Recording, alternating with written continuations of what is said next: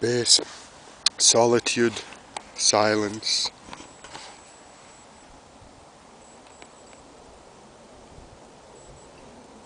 Full-blown nature. The existential detergents, the cleansers.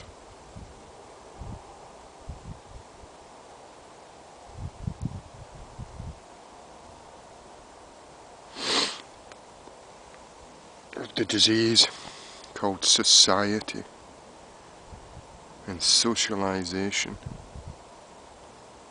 domestication and death. When you come into nature like this, you realise gradually, not immediately, especially up here in the Braes with the amount of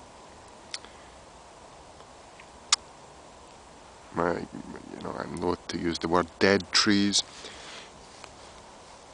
but when you come up here long enough you realise that there is no death for trees, for heather, for the grass. Only transformation, transfiguration perhaps. The transfiguration on the mount.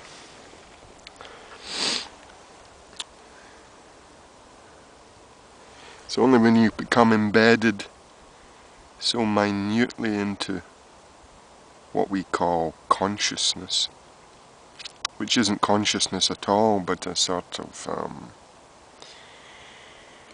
an ego dream,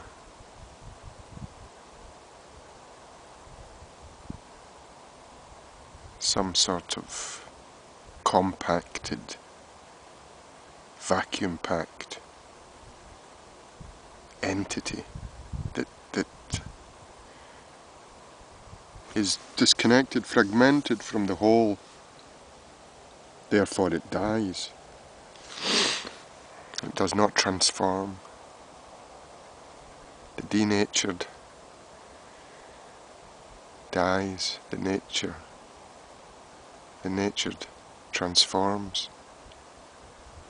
This is the problem of man. He's embedded in a constant cycle of life and death. And in order to escape that, to break free from that, one has to realize one's essential nature. Transformation.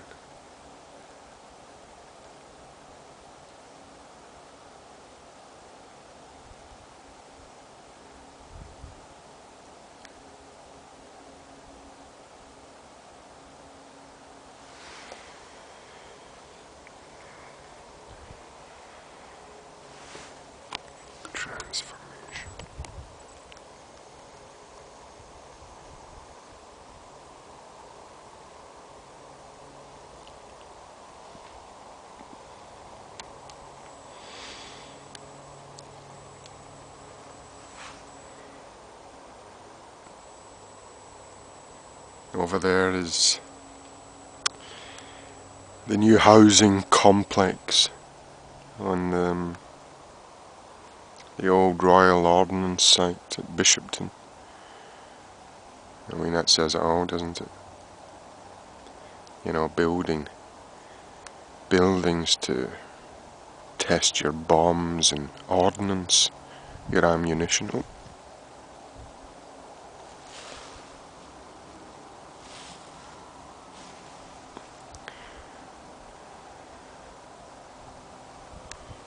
And whatever chemical and gaseous weapons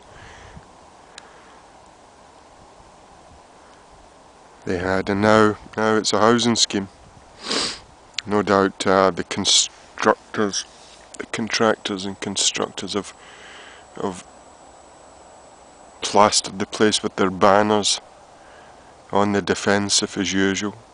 Considerate constructors protect the environment. I saw that sign on Brand Street the other day with the new Glasgow Housing Association complex they're building there, and I just had to laugh, you know.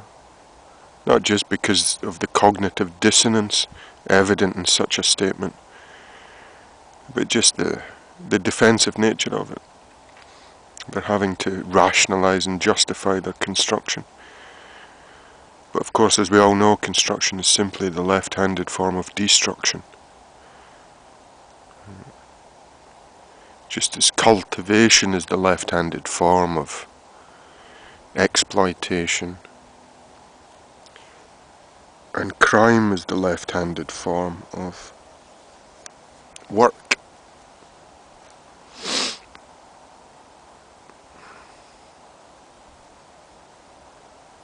Both as bad as each other.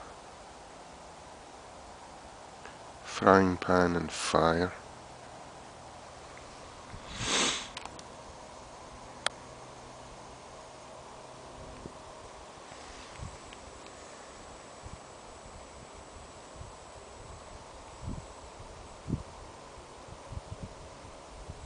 If only people could come up here and just sit in peace.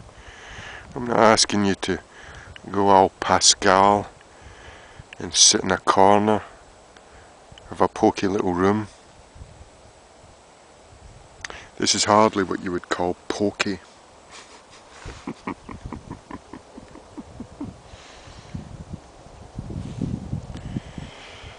And the sitting does presuppose a walking.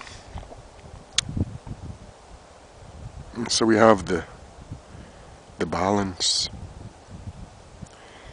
If only people could come up here and sit quietly and space out all of man's existential problems, from which emerge ecological and economic problems, would be solved, and he would understand that to continue in this vain fashion is ultimately self-destructive.